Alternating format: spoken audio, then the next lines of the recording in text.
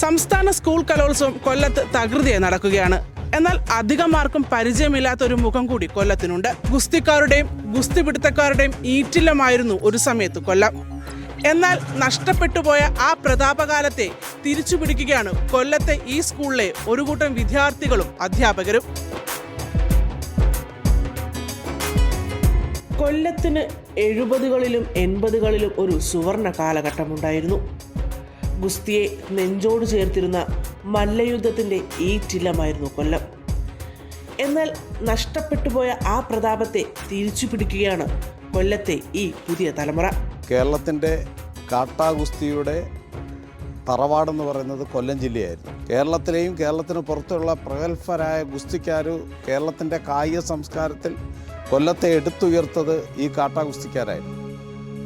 അങ്ങനെ ആ ഒരു കാലഘട്ടം കഴിയുമ്പം 70കൾക്ക് മുമ്പ് 1970 മുമ്പ് കാട്ടാ ഗുസ്തിയായിരുന്നു. എന്നാൽ 70കൾക്ക് ശേഷം അത് ഇന്ന് കാണുന്ന ഒളിമ്പിക്സിൽ പങ്കെടുക്കുന്ന തരത്തിലുള്ള ഫ്രീ സ്റ്റൈൽ ഗ്രീക്കോ റോമൻ ഗുസ്തികളിലേക്ക് മാറുകയും അങ്ങനെയുള്ള പ്രൊഫഷണൽ ഗുസ്തിയായി തീരുകയും ചെയ്തു.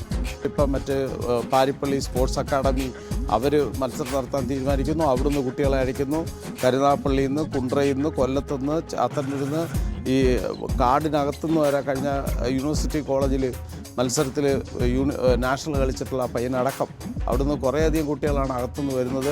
വലിയൊരു മാറ്റമാണ് സംഭവിക്കുന്നത്. കൊല്ലം മല്ലയുദ്ധത്തിന് ഇല്ലം എന്നൊരു ചൊല്ലുണ്ട്. കൊല്ലം ഗുസ്തിക്കാരുടെയും ഗുസ്തി പിടുത്തത്തിൻ്റെയും ഒരാസ്ഥാനമായിരുന്നു. കൊല്ലത്ത് ഫയൽവാന്മാർ മാത്രമായിരുന്നില്ല, ഗുസ്തി പരിശീലിപ്പിക്കുന്ന കളരികളും ധാരാളമായി ഉണ്ടായിരുന്നു. ലോകപ്രശസ്ത മല്ലയുദ്ധ കേസരികൾ പലരും കൊല്ലത്ത് വന്ന് തങ്ങളുടെ ഗുസ്തി പ്രകടനം കാഴ്ചവെച്ച ചരിത്രവും കൊല്ലത്തിന് അഭിമാനത്തോടെ പറയാനുണ്ട്. നമ്മുടെ കേരളത്തിൽ ഒരു കാലത്ത് കേരളത്തിൻ്റെ ഏറ്റവും വലിയ സ്പോർട്സായിരുന്നു ഗുസ്തി. നമ്മുടെ നാട്ടിലെ എല്ലാ ഗ്രാമങ്ങളിലും ഫയൽമാൻമാർ ഉണ്ടായിരുന്നു. പക്ഷേ ഇന്ന് ഗുസ്തി ഇന്ന് കേരളത്തിൽ ഇല്ലാതായിരിക്കുന്നു. അപ്പോൾ ഗുസ്തി എന്ന് പറയുന്ന ഇനത്തിൽ നിരവധി കുട്ടികളെ സംസ്ഥാന തലത്തിൽ പങ്കെടുപ്പിക്കുന്നതിനും നിരവധി കുട്ടികൾക്ക് സംസ്ഥാന തലത്തിൽ മെഡലുകൾ ലഭിക്കുന്നതിനുമൊക്കെ കഴിഞ്ഞിട്ടുണ്ട്.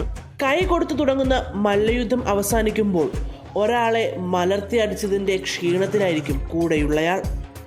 ബലാബലത്തോടെ കൂട്ടത്തിലുള്ളവനെ മലർത്തിയടിക്കുമ്പോൾ അറിയാതെ നമ്മളും ആവേശത്തോടെ എഴുന്നേറ്റ് നിന്നു പോകും.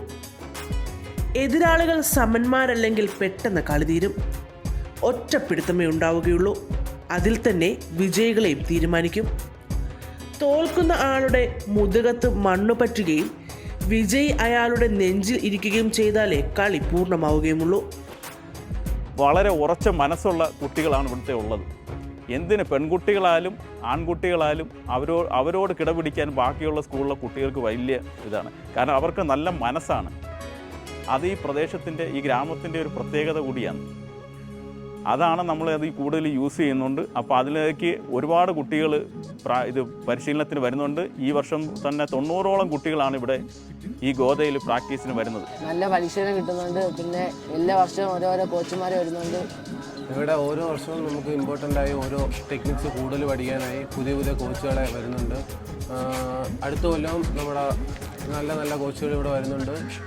എനിക്കിവിടെ വന്ന് ഇവിടെ ആദ്യമായി ഗോത ഉണ്ടാക്കിയപ്പോഴേ ആദ്യം വലിയ ഇതൊന്നും അറിഞ്ഞുകൂടായിരുന്നു. പിന്നെ ഇവിടെ വന്ന് ഓരോ സാറന്മാരെയും എല്ലാം പരിചയപ്പെട്ടു. പിന്നെ നമ്മൾ റെസ്ലിങ്ങിൻ്റെ സാറും നമുക്കെല്ലാം സപ്പോർട്ടായിരുന്നു. പ്രമോദ് സാറും മറ്റുള്ള സാറന്മാരും. പിന്നെ ഇവിടുത്തെ മാനേജ്മെൻറ്റ് സ്പോർട്സിന് നല്ല പരിശീലനം സ്കൂളിന് കൊടുക്കുന്നുണ്ട്.